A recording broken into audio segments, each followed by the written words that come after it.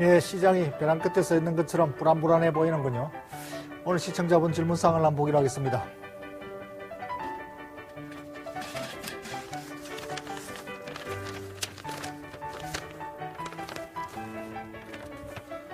대표적 안전자산이라고 하는 금. 지난 2주간 주가와 상반되게 움직여 왔는데 이제는 주식과 동반 하락하네요. 금 가격 왜 이렇게 추락하나요? 예, 금은 사실 안전자산으로 주가가 떨어지면 오히려 주식에 투자하는 자금이 금으로 들어와서 상관성이 서로 역상관관계를 이루는 것이 평소의 흐름이었습니다. 그런데 최근에는 동반 추락하고 있군요. 얼마나 추락하고 있나요? 차트를 한번 보죠. 지난 주말에 5.7%인가 5.9%가 떨어졌는데 이게 금이군요. 상봉을 치고 급락하고 있군요. 은 가격은 무려 고점 대비 40% 가까이 지금 추락했습니다. 지난 주말 하루만 해도 17%나 떨어졌나요? 은이야 금 가격이 떨어지니까 같이 놀라서 더 떨어지는 거지만 금 가격은 이렇게 떨어지는 이유가 뭘까요? 안전자산이라고 했는데 왜 지금은 안전지대가 아닐까요? 한번 본론으로 들어가 보기로 하죠.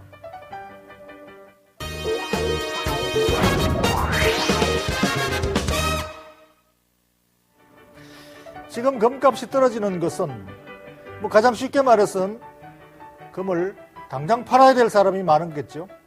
왜 금을 당장 팔아야 될까요? 아마 은행에서 돈을 당장 갚으라고 하기 때문이죠.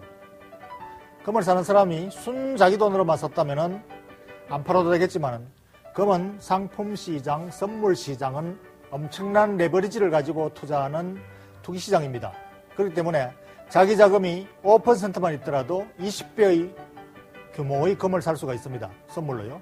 그러니까 빌린 돈을 갚아라. 어디서? 은행에서 20배나 빌리는 돈으로 금에 투자하고 있으니까 은행이 돈을 갚으라고 하면 아무리 금이라도 다이아몬드라도 팔아야 되겠죠. 이것은 지금 아마 유럽의 금융위기가 조금씩 가시화되고 있는 것이 아닌가. 또는 놀라서 같이 동참하는 헤지펀드들 또 스마트머니의 흐름이다. 이렇게 봐야 되겠습니다.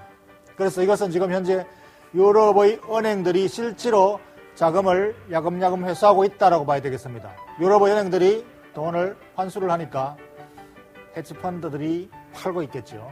그래서 지금 현재는 당장은 신용위기에 대한 우려감이 작용하고 있다고 봐야 되겠습니다. 사실상 금은 인플레이션 시기나 디플레이션, 지금 디플레이션 우리 되고 있죠. 디플레이션 시기나 어느 쪽으로나 방어 역할을 하기 때문에 양수 겸장의 해치 상품이었습니다. 그러나 지금은 해치고 뭐고 간에 현금화해야 된다라는 캐시아웃하는 열풍으로 어쩌면은 지금 시급한 상황이 벌어지고 있는지도 모르겠습니다. 아니면은 그런 움직임에 놀라서 동반 자금이 빠져나오는 거겠죠. 그래서 투자의 상품으로서는 대체적으로는 주식보다는 안전자산으로 리스키할 때는 오히려 금으로 몰리는 경우가 있지만 금융위기와 같은 우려사항이나 실제로 발생했을 때는 일단은 팔고 봐야 되는 거죠. 현금화해야 되기 때문에. 그래서 지금은 그게 가장 심각한 이벤트로 지금 일어나고 있다. 이벤트성이다. 이렇게 봐야 되겠습니다. 그리고 이 이벤트성과 함께 지금 매도에 동참하고 있는 것이 시장 자체를 팔아버린다. 왜? 불안하니까. 그래서 지금은 ETF, 금 지수펀드가 지금 매도를 하고 있다. 그래서 시장은 뮤추얼 펀드들이 안전자산에 대한 어느 정도의 방어 역할을 하기 위해서 일정 부분을 금 ETF 펀드로 많이 편입해 왔습니다. 그 때문에 금이 계속 올라왔었죠. 그러나 이것도 지금 급히 금매도, 트레이더들이 금매도를 한다면은 이건 역시 역작용을 하고 있는 것이죠.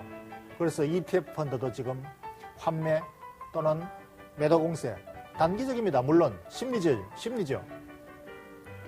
그리고 구체적으로 수요 요인을 따진다면은 앞으로 경기가 침체된다면은 금의 최대 수요처인 아시아, 인도, 중국에도 부자들이 검수해를 줄일 것이다 라는 뭐 이런 실질적인 요인도 조금은 있겠죠.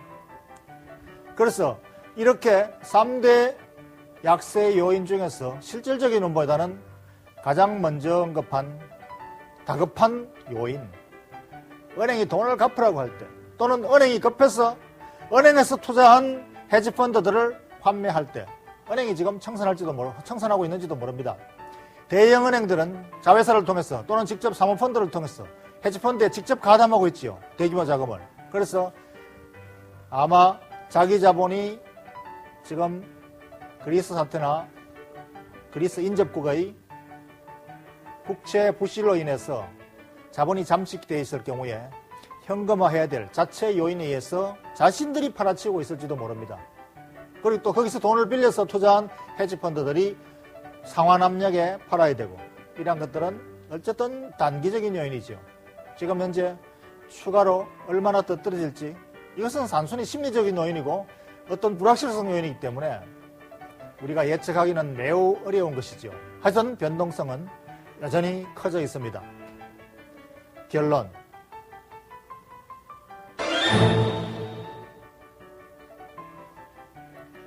금은 단기적으로는 어쨌든 변동성에서 예외일 수 없습니다. 단기적인 시장 불안 요인에서는 안전지대는 아닙니다. 그러나 장기적으로는 결국은 금은 가장 안전한 안전지대입니다. 인플레이션에도 해치 기능을 가지고 있고 디플레이션에도 해치 기능을 가지고 있고, 그런 측면에서 투자 수익률 게임에서는 위험에서 유리한 위치에 있기 때문이죠. 장기적으로 보면 차트를 보시면은 지금과 같은 조정은 꾸준히 지난 수년간 수없이 나타났던 현상입니다. 아마 우리가 지나고 나서는 항상 잊어버리기 때문이죠. 고점 대비 15% 하락, 와우, 완전 무너지는 것 같지만 지난 금융위기 때도 이렇게 한번 무너졌었고, 그 이후에도 15%씩의 조정은 자주 있어 왔습니다. 뭐 1년에 한 2번 정도는 있어 왔군요. 물론 지난 금융위기 때는 거의 반토막이 났었습니다만은 즉시 복구되었습니다. 이번 역시 마찬가지로 추가적인 하락이 폭이 얼마나 깊을지는 심리적 요인이고 시장의 이벤트성이기 때문에 추가로 더 있을 수가 있습니다. 그러나 이것은 예측하기는 어렵습니다. 그러나 그렇더라도 장기적으로는 꾸준히 상승 추세를 이어가는 안전지대라고 볼 수가 있습니다. 박춘호의 사인이었습니다.